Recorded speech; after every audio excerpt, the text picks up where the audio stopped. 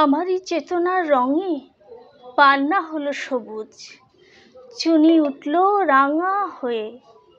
আমি চোখ মেললুম আকাশে, জ্বলে উঠল আলো পূবে পশ্চিমে। গোলাপের দিকে চেয়ে বললুম, সুন্দর সুন্দর হলো সে। তুমি বলবে এ যে তত্ত্ব কথা, এ কবির বাণী নয়।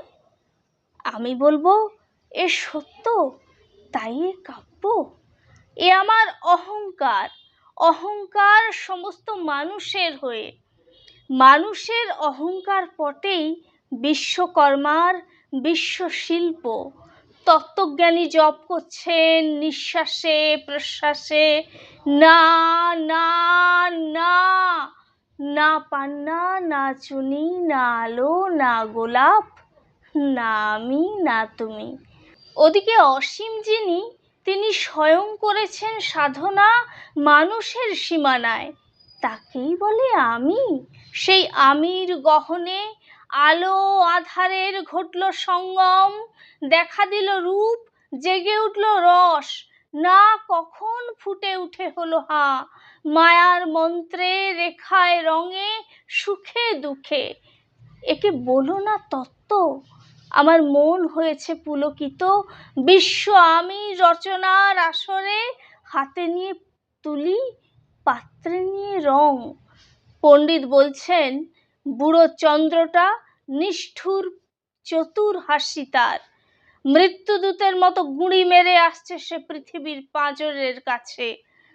একদিন দেবে চরম টান তার সাগরে পর্বতে।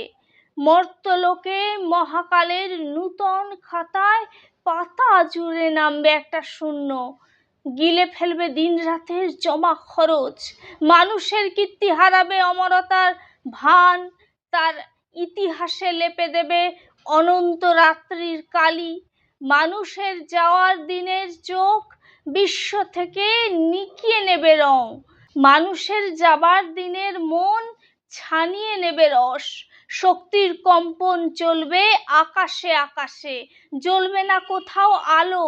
বীণাহীন সভায় যন্ত্রীর আঙুল নাচবে, বাজবে না সুর। সেদিন কবিত্বহীন বিধাতা একা রবেন বসে নীলিমাহীন আকাশে, ব্যক্তিত্বহারা অস্তিত্বের গণিত তত্ত্ব নিয়ে। তখন বিরাট বিশ্বভুবনে দূরে দূরান্তে অনন্ত অসংখ্য লোকে লোকান্তরে বাণী ধ্বনিত হবে না কোনোখানেই, তুমি সুন্দর, আমি ভালোবাসি। বিধাতা কি আবার বসবেন সাধনা করতে যুগ যুগান্তর ধরে? প্রলয় সন্ধ্যায় জপ করবেন, কথা ক, কথা ক, বলবেন বলো তুমি সুন্দর, বলবেন বলো আমি ভালোবাসি।